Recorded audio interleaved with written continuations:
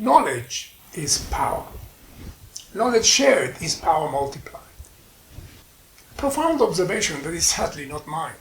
It is a quote by Robert Boyce, and it inspired me to launch this channel in mid-April this year.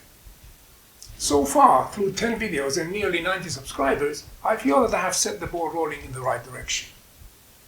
Of course, I know that I need to cover way more ground before the Google algorithm makes this channel more search-friendly, which typically kicks in after about 40-50 videos and a certain threshold of view hours, which I believe is about 4,000.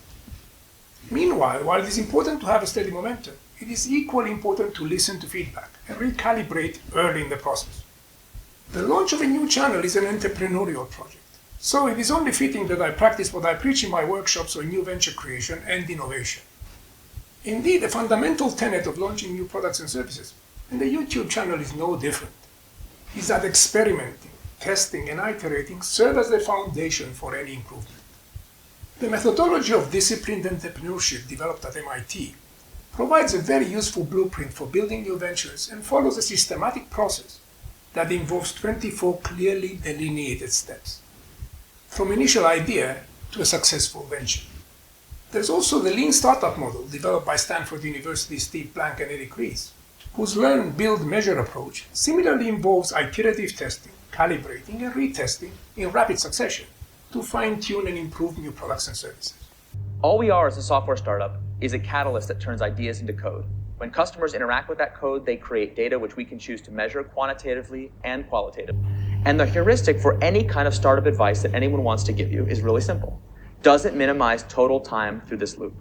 In my view, this also applies to managerial skills and routines, the core aim of my episodes. Take one-to-ones, a vital managerial routine to which I have devoted one of my initial episodes. While I offer my own one-to-one approach, it needs to be adjusted to your way of managing.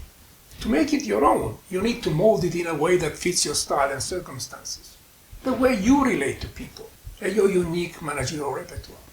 The same applies to other skills such as coaching, running team meetings, or setting expectations and defining goals.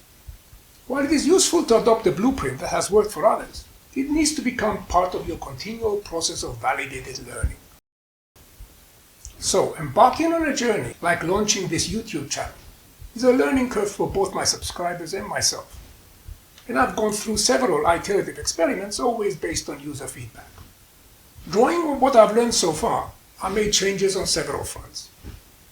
My thumbnails, my production setup and delivery, my content. Perhaps the first two require no further elaboration, you can see for yourself.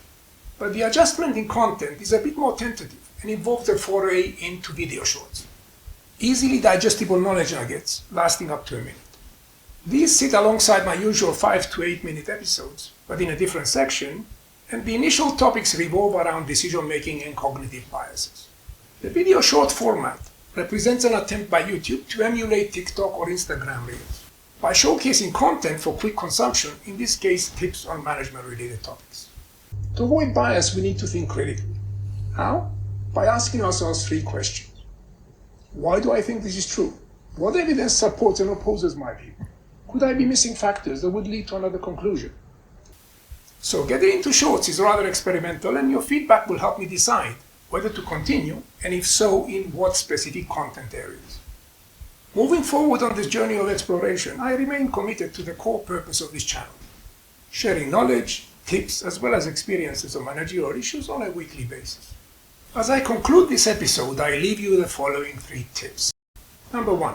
No new venture concept or plan survives first contact with users. Let me get this straight. First you talked me into going business-facing, and now you want to eliminate the entire neural net from the platform? Number 2. Listen to users and use their feedback to test your initial assumptions and alternative product service configurations. Number 3. Continue testing and iterating and pivoting if necessary to fine-tune your routine in a process of continual, validated learning. So long for now, and see you in the next episode.